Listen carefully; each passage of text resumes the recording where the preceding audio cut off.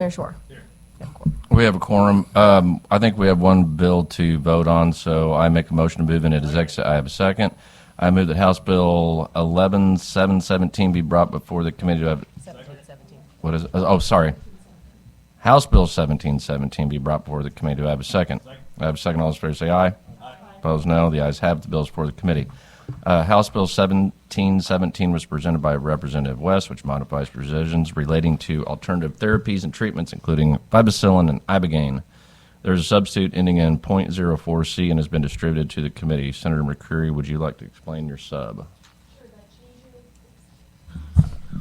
Thank you, Mr. Chair. The changes in the sub from the House bill, we modified the elements of the facilitators training program for psilocybin. We also removed all the provisions relating to ibogaine, and we added first responders to the study that was to be conducted by the Department of Mental Health. So the omission, we believe, was an oversight in the House, so the study would apply to both first responders and veterans. Those are the changes. Okay. I now move for the adoption of the committee substitute. Do I have a second? I have a second. Is there any discussion on that? Hearing none, all those in favor of adopting the committee substitute say aye. Opposed, no. Ayes have it. The substitute is adopted. I now move that House Bill 1717, as amended by the committee substitute, be voted out. Do pass. Do I have a second? Second. I have a second. Is there any discussion on that? Hearing none, Ash will call the roll to vote Senate committee substitute for House Bill 717 out of committee. Do pass. Chairman Brown. Aye. Senator Berger. Aye. Senator Brown. Aye. Senator Huff. Senator Lewis. Aye. Senator McCreery. Senator Shore. Aye. 7-0. By your vote of 7-0, the motion carries. I now make a motion to move out of executive session. Resume regular hearing. We have a second. We are in our regular hearing. We are going to hear 4 bills today. First up, Senate.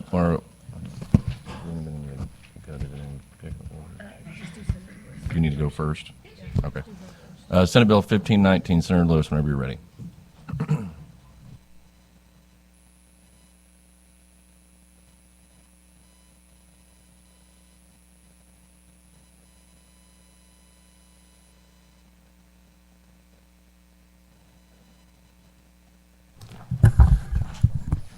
Good morning. For the record, I'm Senator Patty Lewis, representing Senate District 7 in Jackson County. Mr. Chair, members of the committee, thank you for the opportunity to present Senate Bill 1519, which is a respiratory care interstate compact for our respiratory therapists. This is a standard compact language like we've heard several times this year. I do have a sub that I've provided for you, which just contains some edits from the Council of the State Governments to align and ensure we're in compliance with the compact language. As you know, licensure compacts have had bipartisan support over the years. Senator Berger just wanted to let you know that states retain the legal authority to set their own licensure requirements, determine who is eligible to practice, and punish practitioners for misconduct through disciplinary action. So your bill, Senate Bill 1083, which we third read last week, is not impacted by this. We can have our own standards when it comes to licensure. So just wanted to point that out. Happy to go into the bill in greater details, or we can just go to questions. Thank you. Any questions for Senator Lewis? All right, seeing none, first witness testify in favor of the bill whenever you're ready.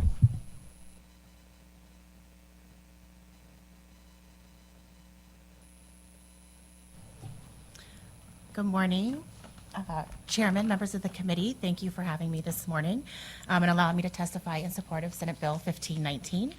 And thank you to Senator Patty Lewis for supporting this bill.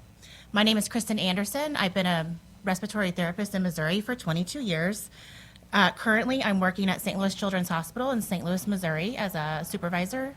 And I also have the privilege of serving as president of the Missouri Society for Respiratory Care. The Respiratory Care Compact is an initiative that was started with the Department of Defense, the Council of State Governments, and the American Association of Respiratory Care. And there are multiple reasons why this bill is important and will benefit the Missouri RTs, but also our patients. And I just want to take a moment to speak on a few of those. Senate Bill 1519 will improve licensure portability for the RTs in our state and improve access to qualified RTs for the state of Missouri for our patients. Gaining a license can often take weeks or sometimes months, depending on how many other state licenses you have. And the RCIC aims to streamline that process and enhance workforce mobility. There is a workforce shortage throughout healthcare, and respiratory therapy is no exception to that, including here in Missouri. We saw this kind of uptick during the COVID pandemic, where there was a huge need for RTs. And respiratory therapists care for patients on ventilators, which assist people who can't breathe or breathe for them. This respiratory compact will better prepare Missouri if there is another disaster or another pandemic to be able to quickly get a large amount of RTs at the bedside to care for our patients in need. Professionally speaking, personally, my department's no stranger to this. At the height of our vacancy, we were 40% down and heavily recruited outside of the state, which took a while for those licenses to get approved, and we relied heavily on travel RTs. Participating in the RCIC will enhance that workforce increase if and when needed. In addition, Missouri, I think, is one of the highest states, or tied for the highest states with bordering states, with I think 8 around us. So it'll make easier for those RTs that are on the borders to be able to come into Missouri quickly to help out if they choose so. Senate Bill 1519 will also preserve our existing state-based licensure system, like Senator Lewis mentioned. For the RTs to utilize the compact, the RT will need to hold a license in good standing within a state that is also participating in the compact. There has been a rapid legislative movement over the last couple of weeks. When we started this process, there were 5 states that had approved the RCIC. There are now 11 that have approved. This includes Washington, Iowa, Montana, Alabama, Wisconsin, most recently Nebraska, South Dakota, Kentucky, West Virginia, Kansas, and Virginia. Additionally, there are other states who've introduced legislation this year, including Tennessee, Ohio, Vermont, Delaware, Georgia, and Florida. Missouri will maintain its sovereignty. This does not weaken our standards or our authority. Missouri RT standards will remain high and does not change licensing standards or our scope of practice. Our traditional license will stay, and the compact will be an option for those that want to participate. So in short, Senate Bill 1519 is going to improve license portability for RTs, improve access to quality RTs, and preserves the existing state-based licensure system. Thanks again for allowing me to testify in support. And are there any questions? All right, thank you for your testimony. Are there any questions for this witness? Seeing none, next witness testify in favor of the bill whenever you're ready.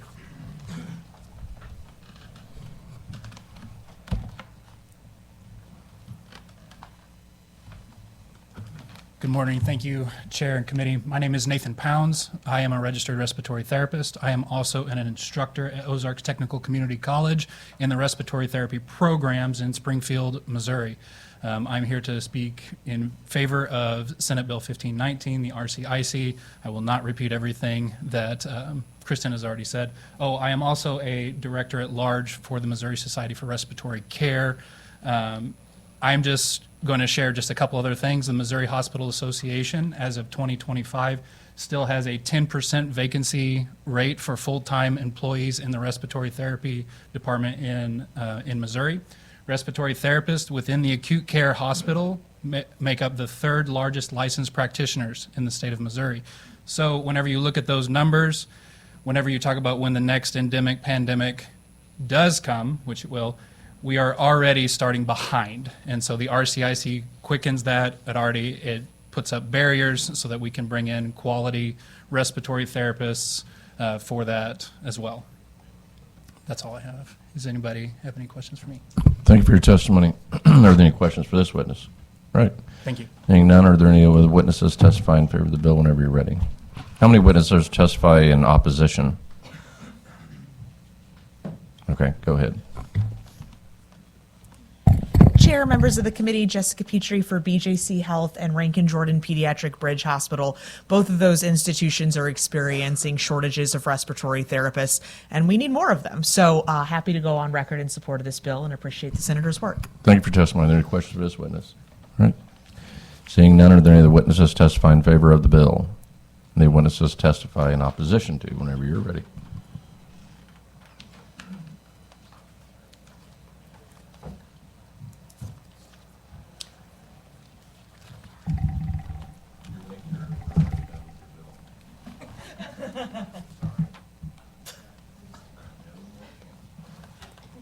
He's only kidding. Thank you, Mr. Chairman, members of the committee. My name is Arnie C., AC Genoff, State Public Advocate. Just to check with staff, I submitted my online testimony on the Senate portal yesterday. Did you receive it? Cool. So some of these compacts I agree with, and some of these compacts I don't agree with. In this instance, I don't agree with it because it has to do a lot with sanctity of life. And something could go very wrong, and we need to jump on those issues where there are bad actors, and we need to make sure that enforcement and investigation is a top priority in Missouri. Senate Bill 1519 is a respite care compact. I'm sorry, not a respite. What's the word? Respiratory care compact. Exactly. I believe in home rule and home control on this issue. I believe that we need to be on top of requirements, testing, and investigation when it comes to somebody's survival. We do not want to protect bad actors, and sometimes in the Department of Professional Registration, and we'll hear a bill coming up, which I highly support, where there are issues, and it actually happened to me with a chiropractor, where the chiropractor violated state statute and was a bad actor. And I probably should have done some more to bring it to light of investigators and to the department. And I want to make sure that our Missouri citizens aren't taken advantage of, or their promulgated rules, regulations, and statutory requirements, if there are violations, that those protections and guarantees are for the good patient care of all 6.2 Missourians. And we need to thank God that we don't have to go through that process. And we hope to God that we never do end up in that position. It's about quality of care and home rule. And I believe that we need to be on top of that in Missouri. And so therefore I have to oppose this compact, and I'm opposed to SB 1519. Thank you, Mr. Chairman. All right, thank you for your testimony. Are there any questions for this witness? Senator Huff. Thank you. Arnie, I've always wondered, and I'm going to ask now, were you actually appointed the state public advocate by someone? Not a facetious comment. I don't know what you mean by that exactly. Was there like a vote taken? Were you appointed? Is it a gubernatorial appointment? Was there advice and consent from the Senate? Is it in the budget somewhere? I can ask this. Well, if you define a state advocate, that's exactly what I am. I'm a state advocate. Yeah, no, but everybody is. Everybody that comes in and testifies. So I'm just like, and I'm not throwing rocks here. I'm just curious if you were ever actually appointed by some entity. I mean, my congressman thinks there's entities like way out in space, but like someone somewhere who said, you're the guy, I want you testifying on behalf of the state as the state public advocate. I believe there was an amendment in the House, but I don't know what the vote was exactly. Well, the House actually just, did you guys know this? The House yesterday passed a bill, sort of like, this is not a joke, they passed a bill that we can no longer have co-ed dorm rooms on college campuses. So don't put a lot of stock in what the House is doing. Yeah, right? I know. Nobody's going to college. So, I mean, the answer is no.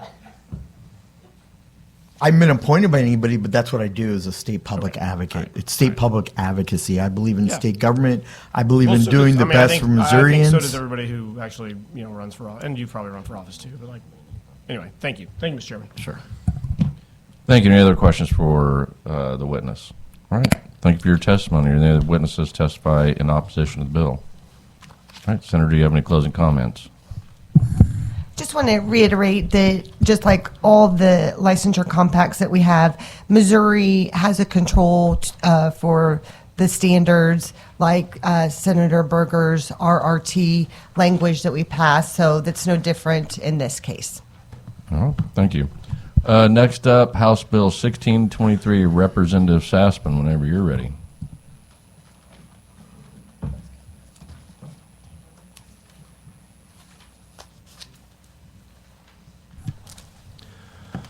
Thank you, Mr. Chairman, committee members. For the record, my name is Bruce Sassman, representative in the 61st District. I'm here today to introduce House Bill 1623, House Bill 1623 simply adds massage therapists and chiropractors to the long list of healthcare professionals already subject to emergency disciplinary actions. The bill specifies that the Board of Therapy and Massage and the Board of Chiropractic Examiners can apply to the Administrative Hearing Commission for an emergency suspension or restriction of a license for a licensed massage therapist or licensed chiropractor if, and this is important, if the licensee is subject of pending criminal indictment or other criminal charges related to the duties and responsibilities of the licensed occupation. Other healthcare professionals that can be disciplined by the Administrative Hearing Commission include physicians and surgeons, physicians assistants, nurses and advanced practice nurses, physical therapists, occupational therapists, respiratory therapists, athletic trainers, a few others. In practice, each professional licensing board uses the statutory authority to request emergency suspension or restrictions to the Administrative Hearing Commission when criminal charges relating to the professional are pending. I'd be happy to take any questions. Thank you, Representative. Any questions for Representative Sassman? All right, hearing none. First witness testify in favor of the bill whenever you're ready.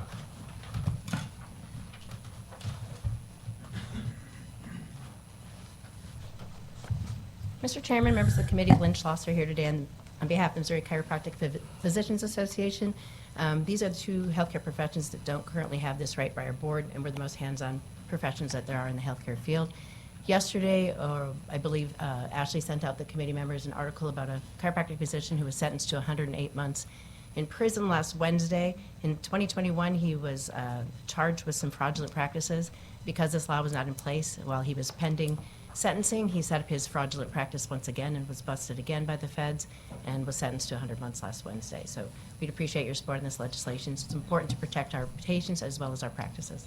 Thank you for your testimony. Any questions for this witness? Seeing none, next witness testify in favor of the bill whenever you're ready. Any witnesses testify? No, oh, never mind.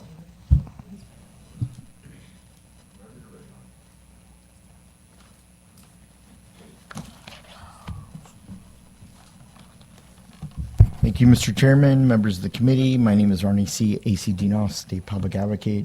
I was in favor of HB 1623 in the House Committee before the Professional Registration and Licensing.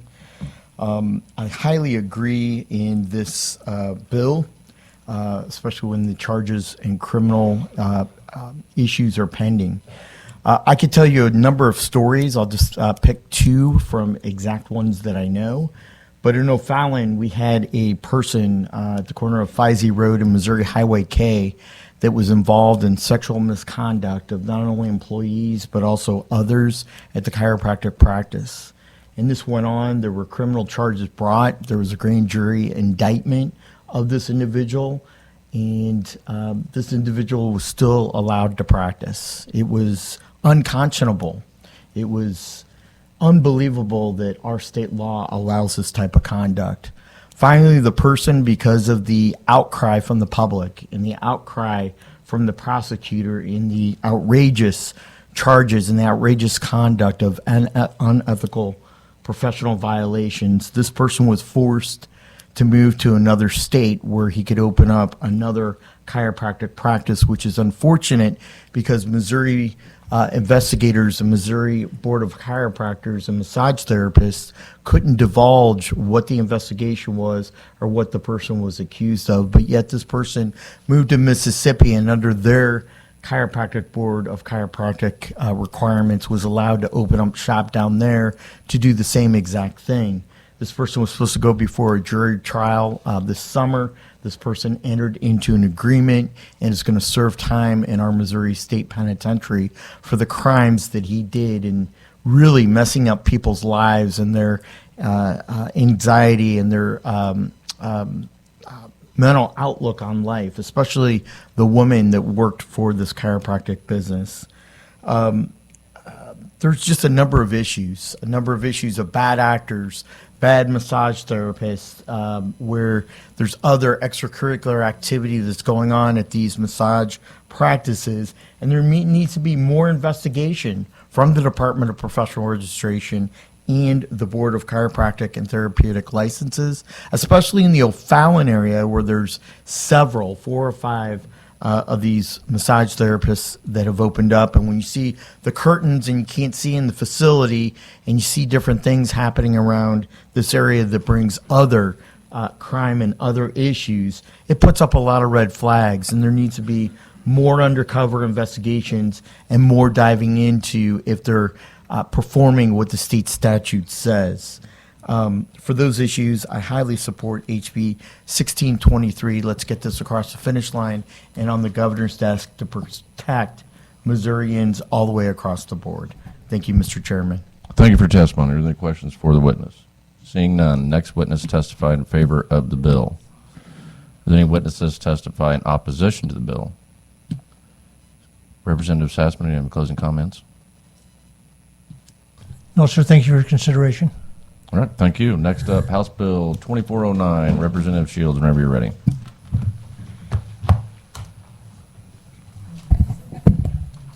Good morning, Chairman and members of the committee and senators. I thank you for hearing House Bill 2409 today. I am Representative Brenda Shields, representing District 11 in St. Joseph, Missouri.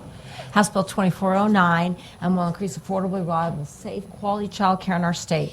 We hear from businesses all the time that they can't hire workers because there isn't reliable care out there, and we hear from parents that they can't go to work because there isn't reliable child care. In fact, 94 of Missouri's 115 counties are considered child care deserts in this state.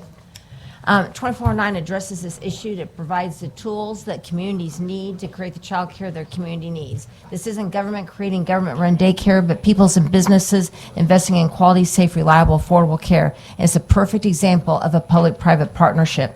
House Bill 2409 is a three-pronged approach. There's a child care contribution tax credit that creates capacity, employer-provided child care tax credit that helps their employers, encourages them to help their employees afford child care, and the last is child care provider tax credit, which goes out to support the real providers that are doing the work in our state.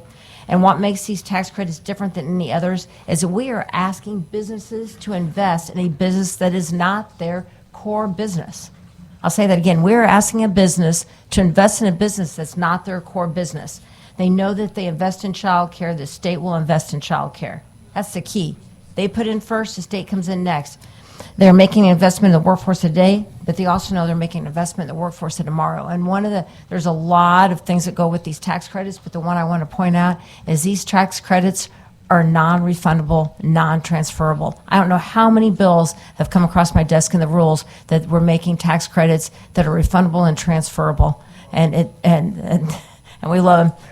And they're cash machines for a lot of people. These are non-transferable, non-referable. It is an investment that we're asking people and businesses to make in child care. With that, I'm happy to go into more details or take any questions. Thank you, Representative. I got a question. How are these tax credits going to work if we eliminate the income tax and we don't pay any taxes? Well, businesses, we're eliminating the income tax. We're not eliminating the corporate tax.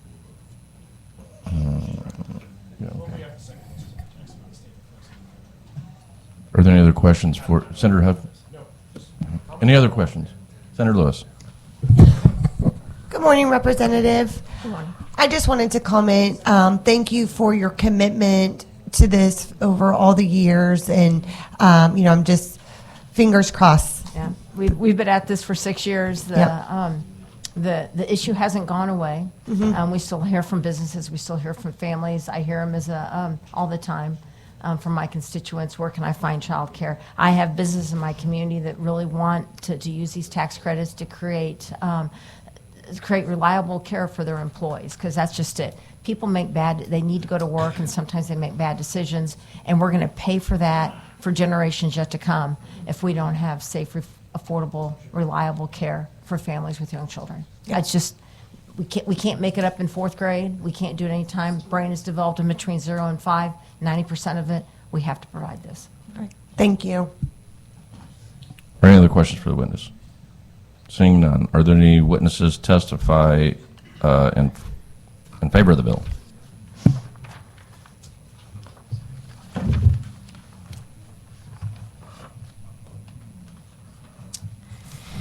Good morning. My name is Kara Corches here today on behalf of the Missouri Chamber of Commerce and Industry in support. I'll keep my testimony short because I know you've heard about this bill from us over and over again for the last 6 years. Child care is not just an issue for working parents to figure out. This truly is an economic issue that's impacting every corner of our state. We did a study with the U.S. Chamber, found that our state loses out on over $1.35 billion annually because of childcare shortages. We know that childcare really needs to be thought about as critical infrastructure because businesses and economic developers are looking to see at the availability of childcare in communities before they're looking to relocate or expand. This is a workforce issue. This is an issue for working families. We applaud Representative Shields for her fearless advocacy for this issue, and we urge your strong support of it. Happy to take any questions you may have. Thank you for testimony. Any questions for this witness? Seeing none, or any other witnesses testify in favor of the bill whenever you're ready. Thank you, Mr. Chair. Brian Grace on behalf of the Missouri Economic Development Council in favor. Thank you. Are there any questions for this witness? Seeing none, next witness testify in favor of. Gotta wear tennis shoes in here. Good morning, Robin Shelp, Director of Policy and Advocacy with Kids Win Missouri. Want to go and testify in support of this bill and thank the sponsor for her work. I do want to highlight one provision that hasn't been mentioned, and that has to do with the ability for this tax credit to flow through an intermediary. This was language that I appreciate the sponsor for adding a few years ago. Oftentimes, tax credits have to be directly from the employer to the child care provider, and that was challenging. Employers didn't know how to make that work well. Providers weren't set up to do that, and so we've already been able to build the infrastructure to support this tax credit where the money flows through the intermediary. Money goes from the employee, the employer, to this third party, and then they give the money straight to the provider. And then the tax credit, the paperwork is all handled smoothly. So, makes it easy for everyone. Thank you for your testimony. Any questions for this witness? Seeing none. Sam, get up here. Haven't hardly talked to you all session. Good to see you. It's my best. Thanks for being a good public advocate. Thank you, Mr. Chairman. I don't know who appointed me, but I'm here. So, thank you, Mr. Chair, members of the committee. Samuel Lee, a registered lobbyist with Campaign Life Missouri, to go on record in support of this pro-life legislation, House Bill 2409. We've had an opportunity to testify on this in the past. When we talk to our pregnancy resource centers and maternity homes, we ask them, what's the greatest need of your clients?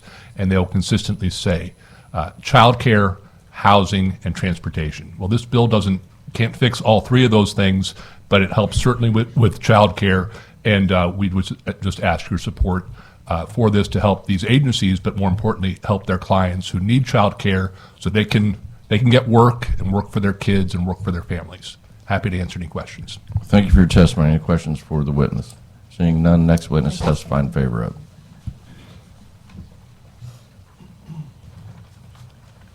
Mr. Chairman, members of the committee, Michael Grote appearing on behalf of the Columbia Chamber of Commerce. We also would like to support this legislation for the reasons you've heard previously.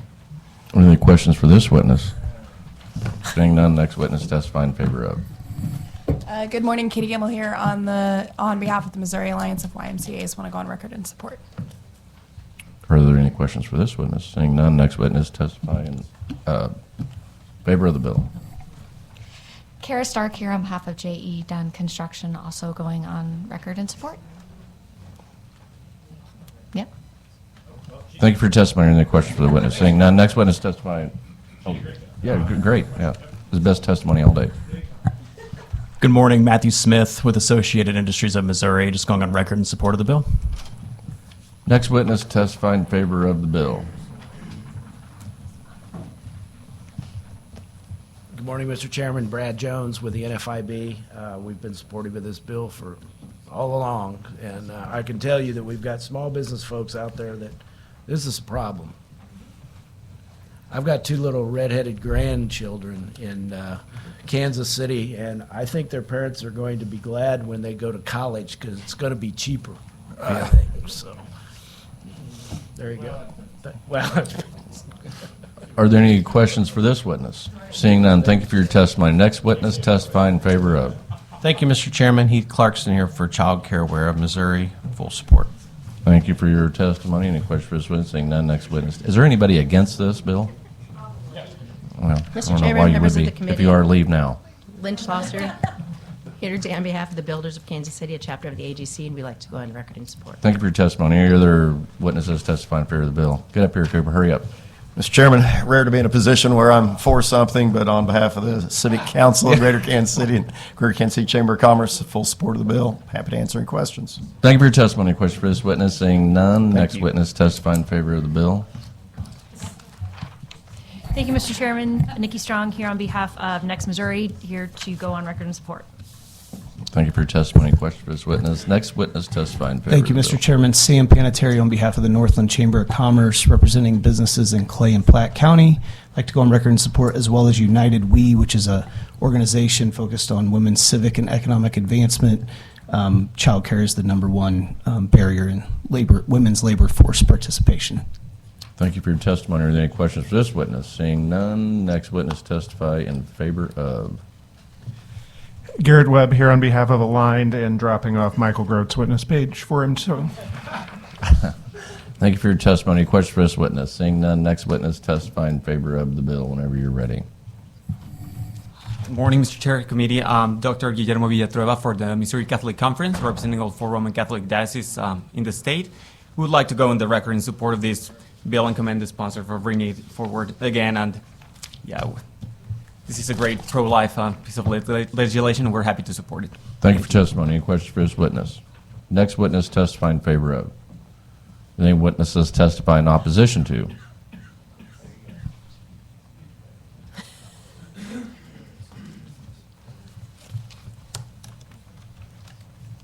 Thank you very much, Mr. Chairman, members of the committee. My name is Arne C. A.C. Dinoff, State Public Advocate.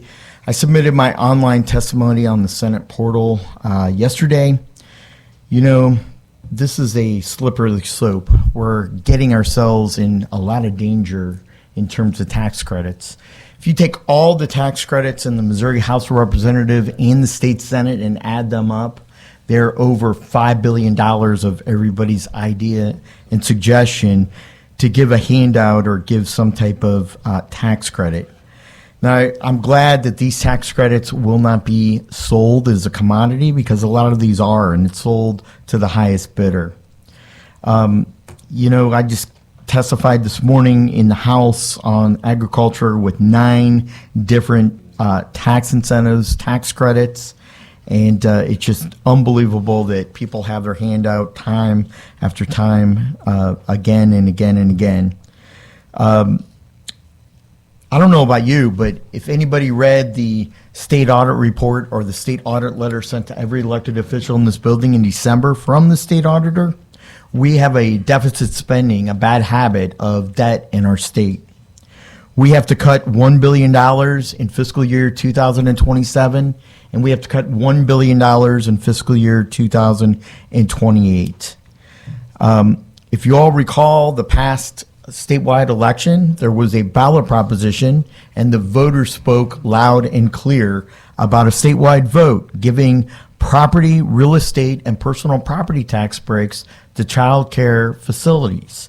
And the citizens resoundingly defeated that proposition. So now we're coming at another angle, and we're trying to get another $70 million of annual loss of revenues, not to mention that the fiscal note also states that there has to be hired another 7 full-time employees with salary, pensions, benefits. I could go on and on about this. As a matter of fact, there's another House Bill 3329, which talks about another 18 tax credits that aren't even working for our state. And it's just kind of insane that we want to be good buddies to all these different causes and all these issues that are affecting our social atmosphere and our communities across our state. You know, I believe in the economy. Either you fall or you won't make it in business. And you have to do the right climate, the right business plan, the right leadership, the right customer service, and you don't need to look to government as a handout in your left hand and handout on your right hand at every angle and every corner of our state. Our state, in my opinion, is the laughingstock of handouts, corporate welfare, and programs to make individuals wealthy and rich. This program may lead to a lot of fraud, a lot of costs, and now I heard one person testify that there's going to be an administrative company that's going to administer all the paperwork for these private child care facilities. And you know what? They're not going to do it for a free lunch. They're probably going to want 30% of or some type of fee to manage and to get that data and to make the reports and give the proper information to the department for reimbursement.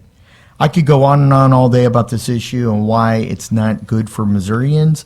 As I asked this morning, with 9 farming tax credits, where is the return on investment? Where are the actual reports with actual facts, detailed information of what our return on investment is and how we're going to be rewarded and how we're going to make sure that our state coffers are funded adequately to take on the basic needs of Missourians.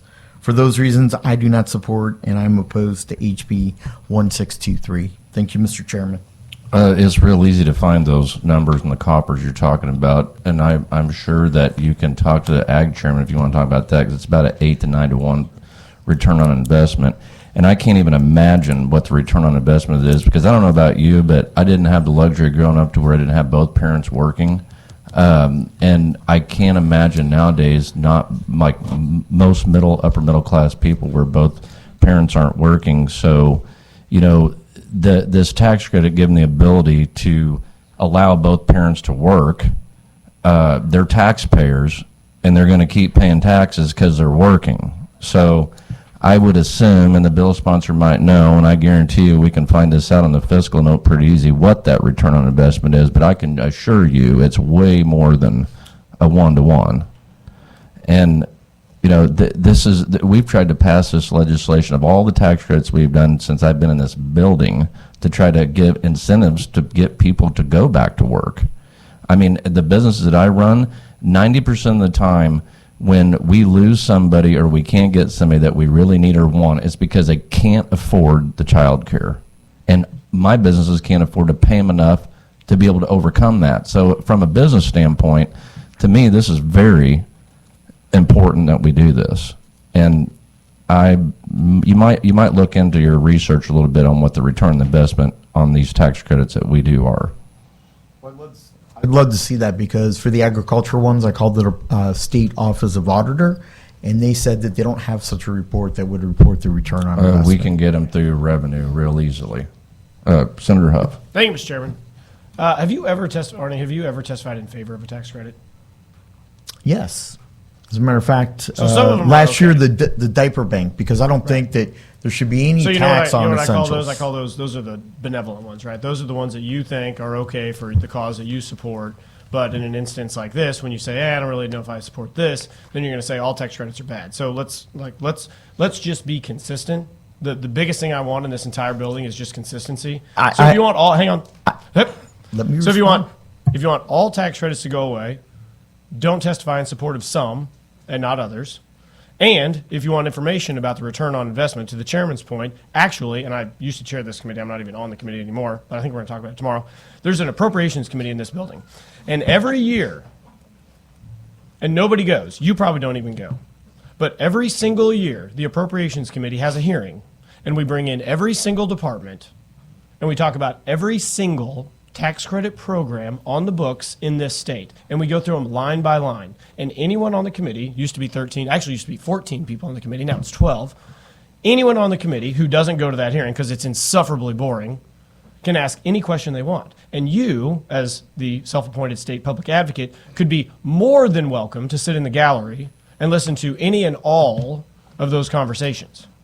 All of that information Which is readily available. You I don't have have. to call the state auditor, because I know Scott is super busy. You don't have to call the state auditor, because he's not the one doing the report. The ones doing the reports are the departments that the tax credits flow through. So you can get that information. There's an annual hearing. It's probably already happened. I don't know. Or maybe it hasn't yet. I don't know. Check with the senator from Livingston. Anyway, that's all, Mr. Chairman. If I can respond. Thank you. Are there any other questions for this witness? Can I respond?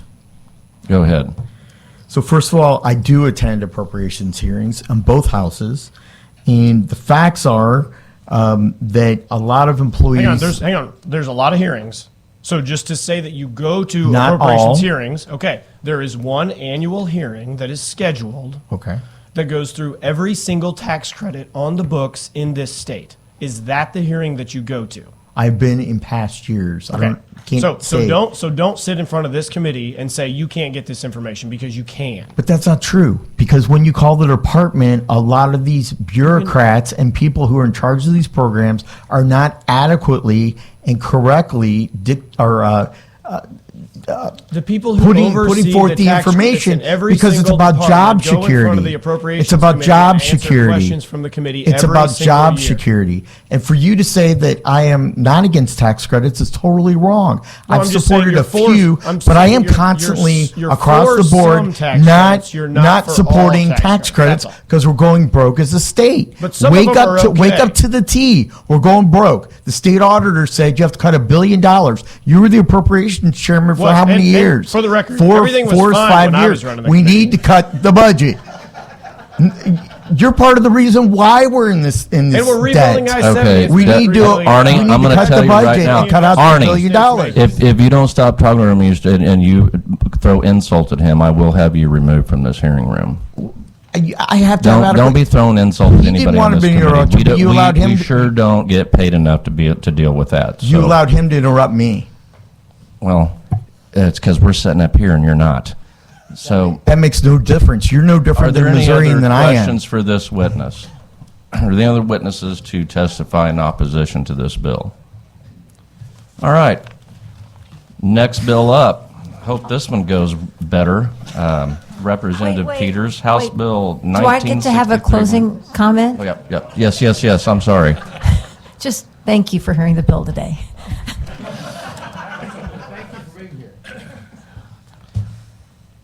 Representative Peters, whenever you're ready.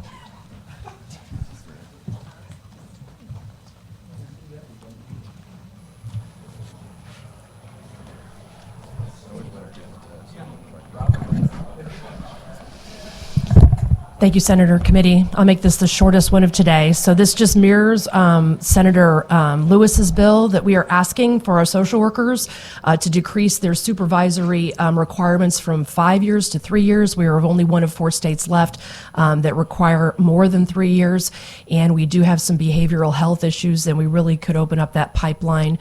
So I just ask that you graciously pass this bill to help out our social workers. Thank you, sir. Is this a tax credit? It is not a tax credit. Okay. Are there any questions for the representative? Seeing none. Any witnesses testifying in favor of the bill whenever you're ready?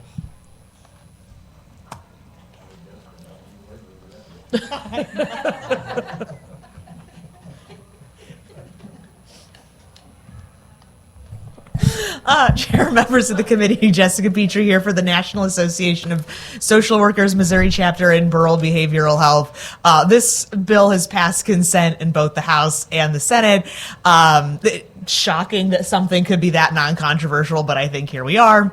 We actually have a rural health clinic that wants to bring more supervisors into a very small community, but they are actually just like watching the clock tick until their social worker hits 5 years of practice so that they can start supervising other social workers. So this isn't scope of practice. This isn't educational requirements. It's about waiting periods before a social worker can help other professionals enter the field. So very much appreciate the time for this. Thank you for your testimony. Any questions for this witness? Seeing none, are there any other witnesses testify in favor of the bill? Any witnesses testify in opposition to the bill?